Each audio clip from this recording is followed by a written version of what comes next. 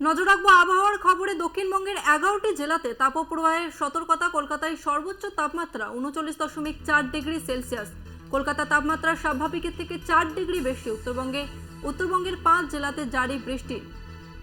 আমাদের সঙ্গে রয়েছে আমাদের প্রতিনিধি শাশ্বতী রায়। শাশ্বতী, প্রচন্ড গরমে নাজেহাল রাজ্যবাসী, বৃষ্টির কি কোনো সম্ভাবনা রয়েছে? কি আপডেট রয়েছে তোমার কাছে জানতে চাইবো। দেখো, আগামী 20 এপ্রিল পর্যন্ত জারি থাকবে এই তাপপ্রবাহের সতর্কতা। সেক্ষেত্রে দক্ষিণবঙ্গের 11টি জেলায় তাপপ্রবাহের সতর্কতা জারি করেছে আলিপুর আবহাওয়া দপ্তর, এবং প্রত্যেকটি জেলাতেই কিন্তু তাপমাত্রা 40 ডিগ্রি সেলসিয়াসের ছবে বলে মনে করা হচ্ছে। এবং সেক্ষেত্রে শহর কলকাতার তাপমাত্রা ইতিমধ্যেই 39.4 ডিগ্রি সেলসিয়াস, এবং যা বেলা বাড়ার সঙ্গে সঙ্গে কিন্তু আরো বেশ কিছুটা বাড়তে পারে। এবং তার সঙ্গে সঙ্গে আসানসোল, পুরুলিয়া, বাঁকুড়া এই সমস্ত জেলাগুলিতে ইতিমধ্যেই 40 ডিগ্রি ছাড়িয়েছে তাপমাত্রার পারদ।